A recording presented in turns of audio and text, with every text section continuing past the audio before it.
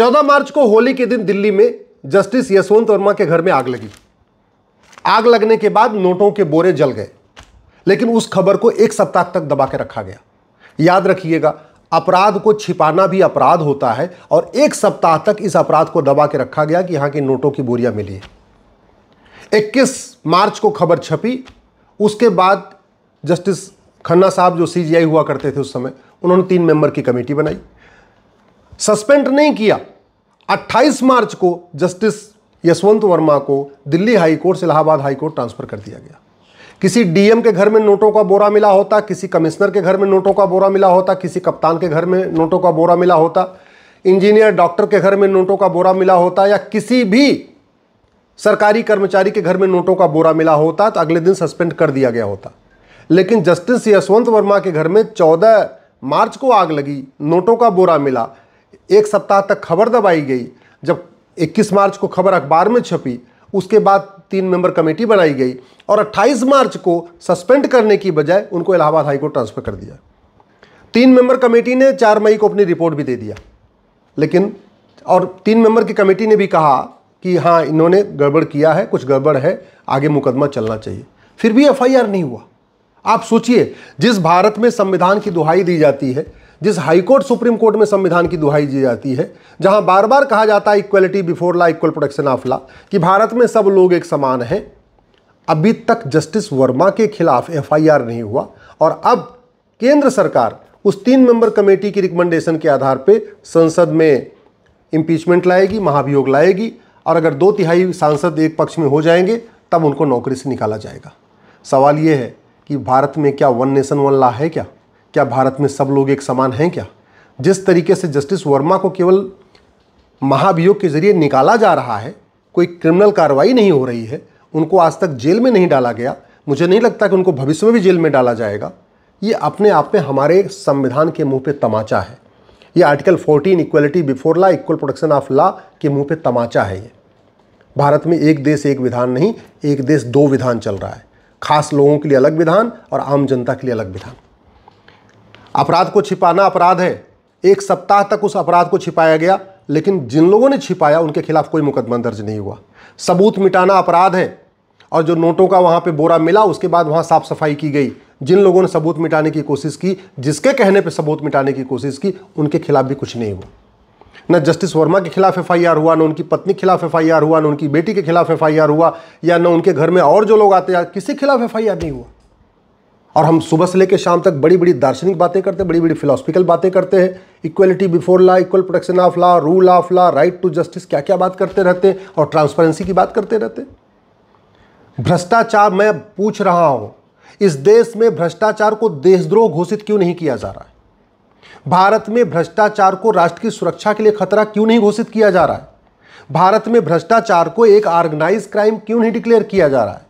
ये भ्रष्टाचार राष्ट्र की सुरक्षा के लिए खतरा है, लेकिन डिक्लेयर नहीं किया गया है, इसलिए भ्रष्टाचारियों पे एनएसए नहीं लगता। ये भ्रष्टाचार, कालाधन, हवाला भ्रष्टाचार हमारी देश की एकता अखंडता के लिए खतरा है, लेकिन इसको हमने डिक्लेयर नहीं किया, इसलिए कालाधन हवाला रखने वालों पे, काला कारोबार करने वालों पे, भ्रष्टाचारियों पे कभी यूएपीए लगता ही नहीं। इस भ्रष्टाचार के कारण ही देश में जासूसी चल रही है, गद्दारी चल रही है, बहुत सारे देश विरोधी काम चल रहे हैं। भ्रष्टाचार अपने आप में एक वेजिंग वॉर है, इनडायरेक्ट वॉर है। पूरी फंडिंग करप्शन, भ्रष्टाचार की जो फंडिंग होती है वो काले धन हवाला के जरिए होती है। पर सारे देश विरोधी काम काला धन हवाला से चलते हैं। भ्रष्टाचार अपने आप में वेजिंग वॉर है, फिर भी इसको डिक्लेयर नहीं किया। भ्रष्टाचार अपने आप में एक देशद्रोह है, इससे बड़ा कोई देशद्रोह नहीं हो सकता, फिर भी इसको देशद्रोह घोषित नहीं किया। तो न भ्रष्टाचारियों पे कभी एनएसए लगता है, नेशनल सिक्योरिटी एक्ट लगता है, न भ्रष्टाचारियों पे कभी यूएपीए लगता है, न भ्रष्टाचारियों पे कभी देशद्रोह की धारा लगती है, न भ्रष्टाचारियों पे कभी ऑर्गेनाइज क्राइम की धारा लगती है, न भ्रष्टाचारियों पे कभी वेजिंग वॉर लगता है, न आज तक किसी भ्रष्टाचारी के 100% प्रॉपर्टी जब्त की गई, न आज तक किसी भ्रष्टाचारी की नागरिकता खत्म की गई, जबकि नागरिकता कानून है, नागरिकता देने, नागरिकता लेने वाला कानून है। लेकिन 70,000 करोड़ का कॉमनवेल्थ घोटाला हो गया, 1,76,000 करोड़ का 2G घोटाला हो गया, 1,86,000 करोड़ का कोयला घोटाला हो गया, अगस्ता घोटाला, ये घोटाला, तेल घोटाला, दाल घोटाला, चावल घोटाला, सारे घोटाले हो चुके। बोफोर्स घोटाला, आज तक किसी भ्रष्टाचारी की 100% प्रॉपर्टी जब्त नहीं हुई, किसी भ्रष्टाचारी को आजीवन कारावास फांसी नहीं हुआ, किसी भ्रष्टाचारी की नागरिकता नहीं खत्म हुई, तो फिर भ्रष्टाचार खत्म कैसे होगा? आज तक हमने झूठ को गंभीर अपराध घोषित नहीं किया। आज तक हमने झूठ पकड़ने के लिए नार्को पॉलीग्राफ ब्रेन मैपिंग कानून नहीं बनाया। इन्हीं भ्रष्टाचारियों को बचाने के लिए ही कानून नहीं बन रहा है, क्योंकि अगर जस्टिस वर्मा का narco polygraph brain mapping test हो जाए, सब पता चल जाएगा। नोटों का बंडल वहां कौन दे के गया, ये जस्टिस वर्मा का narco polygraph brain mapping test में तुरंत पता चल जाएगा। किसने वहां सबूत मिटाया, किसने वहां साक्ष्य मिटाया, ये जैसे वहां के उनके घर के 2-4 एम्प्लॉय का narco polygraph brain mapping test करिए, सब समझ में आ जाएगा। लेकिन नहीं, कानून ही नहीं बन रहा है। जब कानून नहीं बन रहा है तो फिर आदेश कैसे करेगा, फिर कोर्ट कैसे आदेश करेगा? मुझे समझ में नहीं आता। जिस आर्टिकल 20 की आड़ में नार्को पॉलीग्राफ ब्रेन मैपिंग नहीं बन रहा है, उस जब संविधान बन रहा था तो संविधान निर्माताओं ने कभी सोचा नहीं था कि आगे टेक्नोलॉजी इतनी एडवांस हो जाएगी, झूठ पकड़ने के लिए बाकायदा हमारे पास टेक्नोलॉजी आ गई।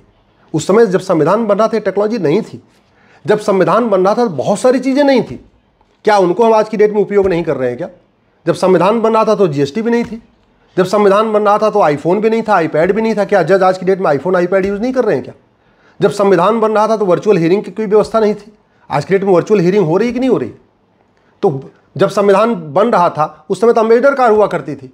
आज की डेट में जज, सांसद, विधायक, मंत्री मर्सिडीज बेंज से चल रहे कि नहीं चल रहे? क्यों नहीं हुई पुरानी कार लेके चलते?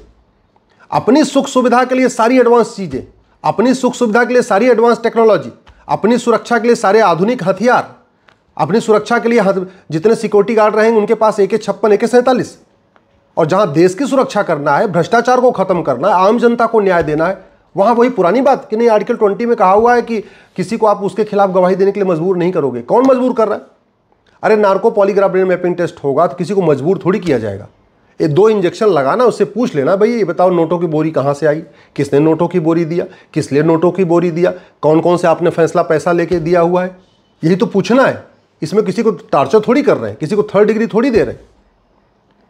लेकिन चूंकि आम जनता इस पर नहीं बोल रही है, आम जनता पार्टियों की गुलाम हो चुकी है, आम जनता पार्टियों के इशारे पे रहती है, उसको जो है सही चीज़ उसको आवाज़ नहीं उठा रही है, तो उसकी आड़ में सब चीज़ें जस्टिफाई चल रही।